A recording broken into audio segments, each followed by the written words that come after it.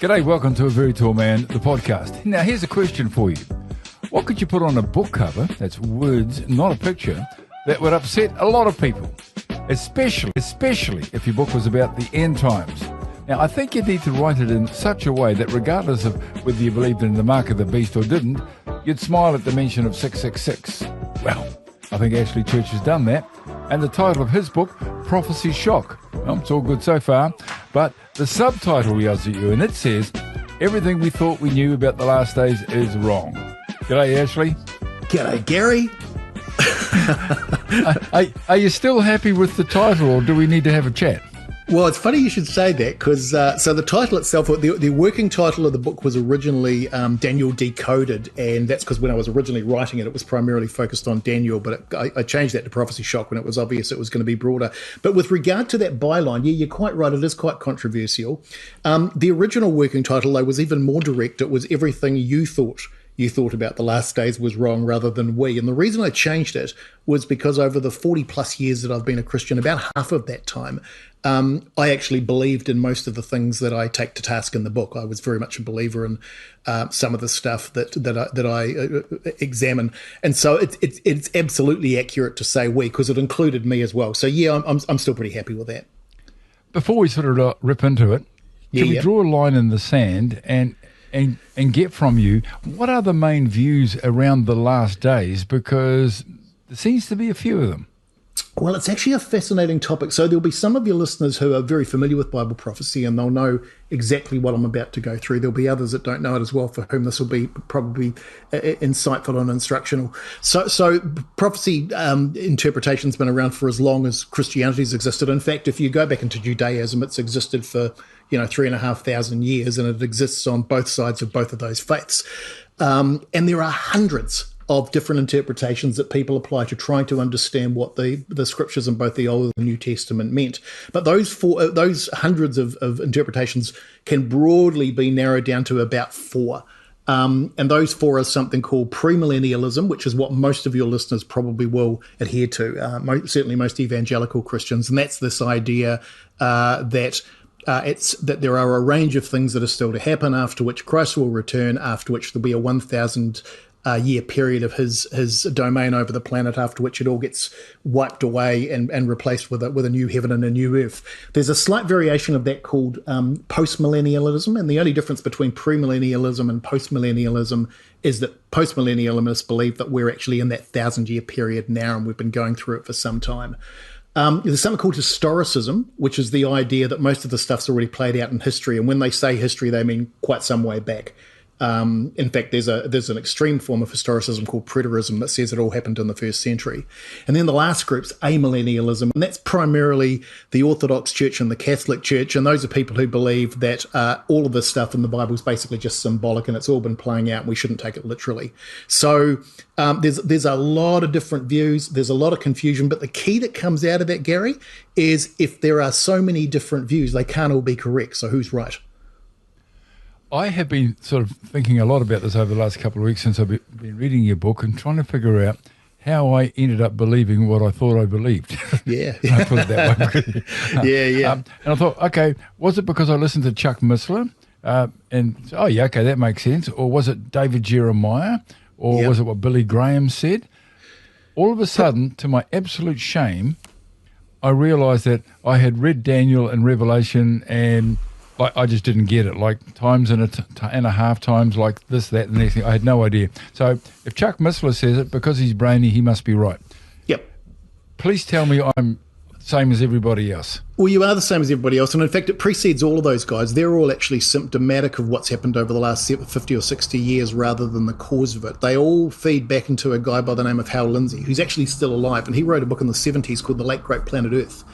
And The Late Great Planet Earth was a shockwave to Christianity, certainly evangelical Christianity, because it set in motion, certainly in the 20th century, all of the things that you and I believed for a really long period of time. This idea that there was a range of things that were still to happen. There was a mark of the beast that was going to affect Christians. There was an antichrist.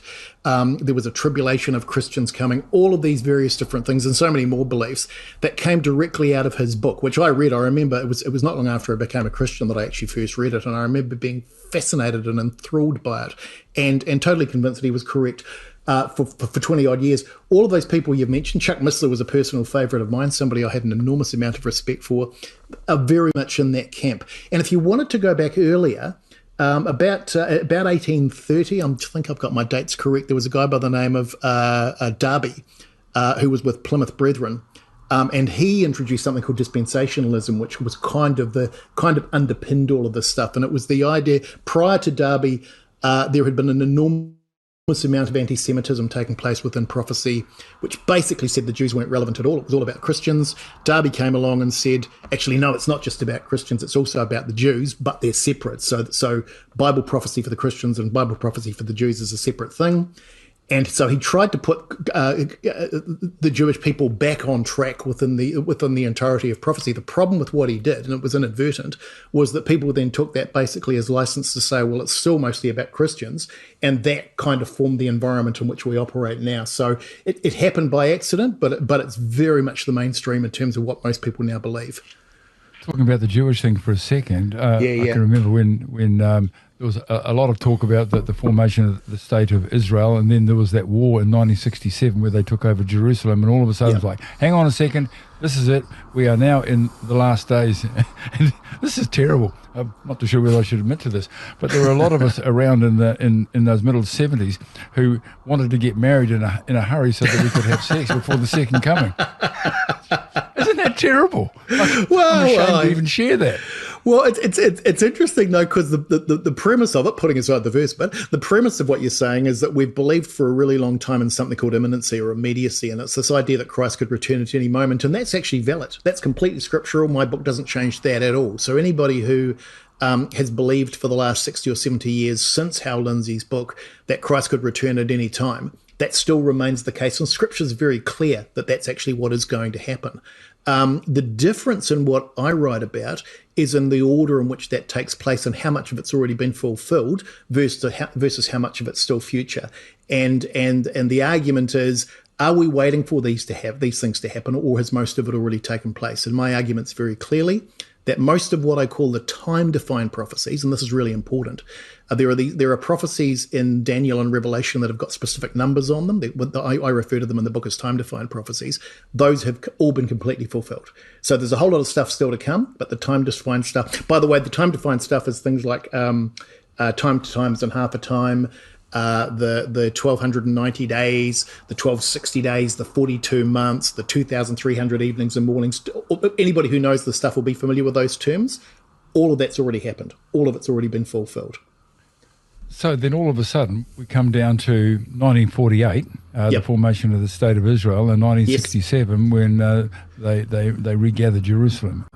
Are those two dates important? In fact, not only are they important, they are the key dates in all prophecy. They are the key time-defined prophecies in both the books of Daniel and Revelation, and more importantly, they appear consistently in both books. So your instinct that the events of 1967 were important was correct. The problem is that what Christianity's done, or what evangelical Christianity has done in its persona as an interpreter of prophecy over the last 50-odd years, is it has said, that's great, that's happened, that kicked off the last days, now we're looking forward to all these things happening in the future. And the argument of the book is, all those things that you're looking forward to, they've actually already happened. They've actually already taken place. And that's a shock for a lot of people, because they have, as you said at the beginning of this interview, they've been brought up in this idea that all this stuff's still to come. And so we're preparing ourselves for this succession of things which actually aren't going to happen. Actually, this whole prophecy thing, because there are a number of churches that sort of rip into that. And you go to church and they go, look, the Lord has got a word for you. And out it comes. And someone else says, oh, look, he's coming back in 2015. Then it doesn't happen. And you go, hang on a second, what's going on here? So how do we know what is prophecy that you can actually take to the bank, and what is the stuff that you've got to leave alone? Yeah, so I'm not going to touch on the personal stuff because people have got quite strong views on that. And I know that some denominations believe quite strongly in that stuff. And look, all power to them. It's not something that I personally believe in, but I understand why they do that. And in many cases, for people, it can be quite comforting, particularly if somebody approaches them in church who they don't know and, tells them something about their life and that's something that's likely to happen to them in the future. And that actually turns out to be the case. So that stuff, I get it.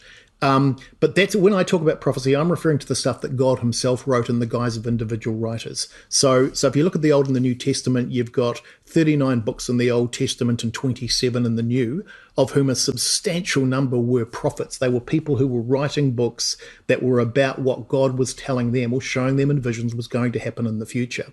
And that stuff is firstly it integrates extremely and extraordinarily tightly if you understand it. So when you look at it objectively and stand back from it and don't try and overlay it with your own preconceptions and simply look at what it's saying, you'll find that the message it's actually giving you is very, very clear. But more importantly, from a Christian perspective, that's an outline to us of what God is telling us was going to happen over time. Now, the premise of my book is that goes back over 2,500 years. So most Christian prophecy basically says most of it's still about to happen. They will acknowledge that obviously some of it's already taken place. Obviously, the birth and resurrection of Christ is a significant event within prophecy. But there is a substantial chunk of it, I think Mistley used to talk about a third of it, that they believe is still ahead of us. And the problem we've got with that is, as you quite correctly point out, there have been people over the last 40 or 50 years who with some degree of certainty and confidence have told us that things are going to happen in a particular way, and those things haven't happened. And so what that does is it tends to make us cynical about the whole idea of prophecy. We need to separate that cynicism of what we've been told in recent years from the book itself. They are not the same thing. The Bible's very clear, hasn't changed, same message that it's always had. It's the individual messages from people who perhaps have thought they've understood God and haven't, that have put us down this path which has confused us. And that's what I was talking about at the beginning when I talked about those 4 different schools of prophecy interpretation. We've allowed ourselves to be confused because we've all got different ideas about what we think it means in the future. So there's the Old Testament, the New Testament. The Old Testament's got the book of Daniel, New Testament's got Revelation. Correct. So when the prophets in Daniel were prophesying, who were they prophesying to? Because there were no Christians as we understand it today, right? Yeah. So Daniel... No, you're quite right. So Daniel, when you look at Daniel, that's a really interesting point, because when you look at some of this modern stuff when it comes to interpretation of prophecy in the book of Daniel and the book of Revelation, you'll tend to find that the people who write about stuff tend to conflate them as if they're the same thing in terms of audience. And so they will treat the book of Daniel as if it's a book that's written to Christians about Christian events. It just isn't, Gary. And that's not just me saying that. When you actually read what the book says of itself, it actually tells you what not only what those prophecies are and and how long they will take and when they will start, but it also tells you who they are about. So it actually tells you who the audience is in every individual time-defined prophecy. And here's the thing, it's never about Christians, it's always about the Jewish people. So when Daniel was writing, he was writing to a group of people, his own people, the Jewish people who existed at that time, not Christians who wouldn't even exist for another 600 or 700 years. And he was writing specifically to them about things that were going to happen to them over the next 2,500 years and how those things would play out. Now, that doesn't mean that it has no relationship to Revelation, because it absolutely does. Revelation is written to Christians, and Revelation was written by John, who was one of the writers of the 4 Gospels, while he was imprisoned on the Isle of Patmos. And he's very specific that he was writing to Christians. So he was telling Christians what was going to happen in the future, but he's referring again to some events that will happen to Christians, but he's also referring to events in some cases that will happen to Jews. And those are the same events that Daniel refers to. So just a really important distinction, different audiences, in many cases, same events from a different perspective. So why is it, do you think, that prophecy is, well, it's often confusing on one level and difficult to understand on another? Why do you think it wasn't just written out so clearly that even I could get it? Well, I would argue that it was, and in fact, it'll be interesting because I would argue, if you've read my book, you'll know what I mean by that. So I don't mean that to sound flippant, but it actually is written really clearly. The problem we've got is that we've confused it. We've overlaid it with a whole lot of stuff that actually isn't in there. So, and I know that's going to be offensive to people listening to this, particularly people who are followers of something called premillennialism, because they believe absolutely in a whole range of things that they have been taught are going to happen in the future, to the point where in a lot of cases, Gary, those people believe that those things are actually part of their faith. And so, and that's not a criticism of them. And it's not even a criticism necessarily of the people who've taught them those things. It's just we've had layer upon layer added over the last 50 or 60 years to the point now where a lot of people don't understand the difference between what's actually in Scripture and what's been inferred by people in respect to what that might mean. So my view is very clear. It's clear as a bell. If you actually strip it back and read what it says and just interpret it, it's very, very clear what it means, and it's basically just a case of doing a little bit of simple math and listening to what Daniel told us he was saying and listening to what John told us he was saying. But unfortunately, you know, and I was an example of this, and you were an example of this. We've had this stuff overlaid for decades that we believed was actually part of the overall picture, and it just wasn't. So, how do I then allow myself to change my thinking? I mean, do I have to say, Lord, I'm going to read the book, read what Ashley says? Is he complete, like, you know, is he wrong? That's not what I thought you were going to say. Can you show me? But if he's right, can you show me? Is it okay to pray that before reading your book?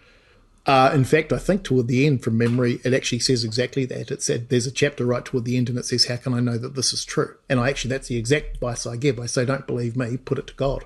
Ask God."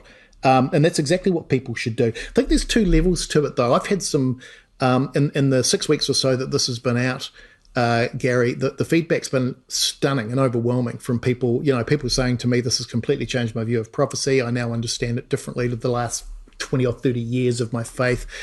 So I think there's a point of revelation that people will find in it just as they go through it, because it is, I would like to think, is so logical, and it's pretty easy to read. I'd hope you would agree with that. It's a pretty easy to read book. But then there's a second point where, having got to that point, I think you're quite right. People are going to want to make sure that it's not just a well-written book that's deceived them. So they should pray. They should give it over to God and allow God to actually show them, you know, whether it's correct or it's not. And I would hope that they would do that in a way which is honest and you know, between them and God. You talked about the Hal Lindsey book, you know, a few minutes ago, Ashley. Don't tell me that the Left Behind movies have upset you. So I never read them. I like those movies. I never read them, but my wife did, and I think she enjoyed them. You know, so great books. I think they made a movie or a series out of them. Great, you know, great TV. Complete nonsense in terms of what's going to happen in the future. I'd say, hey, and look, again, I believed that stuff for a long time. But and you know this, and I know this probably comes across as arrogant for anybody who hasn't read this book. But this isn't me just saying, hey, it's nonsense because I've got a different view. This is me saying, when you go through this stuff and you strip it apart and you actually look at what God Himself said through His prophets, this is not what it tells you about the future. Here's how, and it gives you the tools by which you can determine that yourself. So it's not just me saying it; it gives you tools to enable you to actually make that determination on your own. So, Ashley, why is it that you think you've got it nailed, and over the, I don't mean this unkind, like, oh man, so you've got all these guys like Missler, Darby, the big names have all said, no, this is what it means. Yeah, so that's probably the best question you've asked me, and there's a really easy question to answer to that, and that is that this isn't my view. This isn't me saying, hey, here's my opinion. What's even more important is that the other people are expressing an opinion. And the reason I can say that with some certainty is because, with the exception of historicism, which deals with the past, all of these things are future facing. So all of them are talking about what might happen in the future. So the best they can do, any of them, is simply indicate what they think will happen. So it's only an opinion. Sometimes that opinion's well formed. Sometimes it's based on scripture that sounds convincing, but it is still just an opinion. What I've done is I've written a book that says, actually, it's not about the future. There are some future events still coming, but the time-defined stuff, all that stuff that I talked about before, times and half a time, 42 months, 12, 60 days, all of those things that people will be familiar with, all of that, Gary, has already happened. all of it was fulfilled. The final fulfillment of that on multiple different prophecies was in 1967 and 1948. So this isn't actually church saying, here's what I think, here's my view. This is actually church saying, if you take God's words at face value and you apply what he actually says in his own prophecies to these prophecies, here is what they will show you. Here is the dates that they reveal, and those dates line up with what the prophecies say they are actually about. So that's the key difference. It's not about is Ashley right or are these other very wise, respected people about. It's about what does the book say versus what the opinion of these people about what might happen in the future. And that's a massive change in people's thinking to actually to make. So why is it important that we get on top of these sorts of things and that we actually have we have to have a view, right? So why do you think do you think we have to have a view? Can we just not carry on? Oh, well, personally, if you're a Christian, I think this is an essential part of your faith. But there's an important underlay to this that I think will matter to people. So if you think about the totality of prophecy, not all of it's time defined. So not all of it actually gives us specific numbers by which we can actually work out when prophecy's concluded. And as I said before, all the time-defined stuff's already happened in the past. So there is still quite a bit of stuff to happen in the future. So why this stuff is important is if the book's correct and has interpreted Scripture correctly, and all of this stuff has already happened, and the most recent of it happened in 1967 and 1948, and we can look at that and we can say, yep, that makes sense. I can understand how that conclusion was reached, and I can do that math myself with a calculator. And I know there's all this other stuff that it still tells me is going to happen in the future. Then if I can have confidence in what happened in the past, I can also have confidence that the stuff that's coming in the future is still going to happen. And I think that's probably one of the big things that comes out of this. It says you don't have to, because up until 1967, we didn't actually know how those prophecies were going to play out. So we're in this enviable period of history where we now actually know what those prophecies mean. And knowing that and seeing how that's played out over the last 80 years, we can now look forward and say, well, God also tells us this other stuff's going to happen in the future. We can have confidence that that's going to happen because the stuff that he said was going to happen in the past has just happened. That all suggests, Ashley, that us, are living in an amazing time period. No question. Absolutely no question. We are living in the end times. The end times started in that period between 1948 and 1967, and the book explains not just how that all culminates, but why, because there's a very specific reasons to that. That's got nothing to do with Christians, by the way. It's all to do with the Jewish people, that part. And that kicked off a period which is undefined. All we know is that at some point after 1967, the Lord was going to return. We don't know when that was going to be. There's all sorts of conjecture about that. My book certainly doesn't try and guess when that's likely to happen, because we're told that we won't know. But what we can know is that we are in that period right now. And that's as you say, that makes us a very special and privileged people. But it also means that as Christians, we have an enormous responsibility to make sure that people are aware of that. But doesn't the verse talk about people that are alive when the state of Israel is reformed will be there at the end? And if that's the case, what is that, 40 years, 50, 60, whatever? Well, that's a good question. So people have theorized what that means. So the exact scripture you're referring to is that this generation will not pass away until all these things be fulfilled. And that was said by Christ himself in Matthew, the book of Matthew, chapter 24 from memory. And so people have theorized what a generation is. So first we theorized that a generation was 40 years. Well, of course, it's 40 years after 1948 came and went. So then they decided, they went back to the Old Testament and said, well, there was an argument that said that a generation could be 70 years, but 70 years after 1948 also came and went. And so clearly it wasn't either of those. So what I do in the book is I go back and actually look at the words that Christ himself gave us. And what he said was, this generation will not pass away until all these things be fulfilled. It's the key words there are pass away.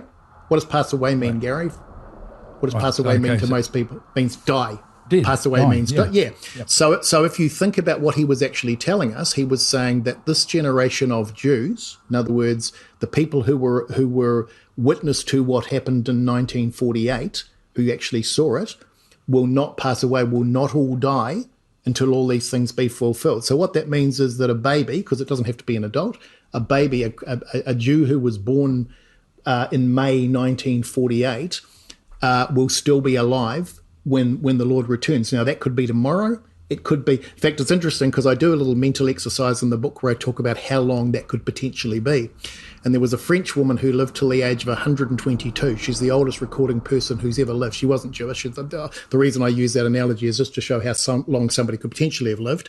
And if you add 122 to 1948, it takes you to 2017. Now, that's not me guessing when the Lord's going to return. It's simply me saying it could be that long. It could be another 30 or 40 years before this actually happens, or it could be tomorrow. We don't know. We have no idea. So we need to be ready for it at any time. Can I just ask a personal question as we come to the end? Sure. Why did you write the book? Well, interesting. So I read a book from a guy, and I won't mention his name because I don't want people to divert off onto to the topic of the book itself. But I read a book about 2008 from a guy, which was a very basic version of what I've put in this book. And it completely moved me. It forced me to change my views on prophecy and to look at these things in different ways. And for the first sort of 10 or so years after I read that book, I was just an observer. I mean, I'm a Kiwi. I'm not American. I'm not part of the prophecy cycle circuit. So, you know what we're like. We all sort of stand back and say everybody's smarter than we are. And I just treated it as personal study. But he died in 2015, and the stuff that he wrote wasn't going anywhere. So I thought at that point, well, this is too important just to let it disappear. So I decided at that stage I was going to write a novel. And so I started about 2018 writing a novel about the stuff that's in the book, which I actually finished in 2019, 2020. But I got to the end of it. It's quite a good novel, if you don't, by the way. It's very Dan Brown / Daniel Silver. But I got to the end of it and I thought, well, there's no point in having all this stuff in the book if people can't go somewhere and find out more about what it refers to in the story. So then I realized I actually had to write something that I could refer people to as well. So I put the book aside and I sat down and I wrote this primarily because nobody else was going to do it. This stuff had almost completely disappeared. And the process of doing that, I substantially expanded the framework within which this guy had first written his ideas and turned it into basically an entire school of interpretation for prophecy, which I refer to in the book as Israelism.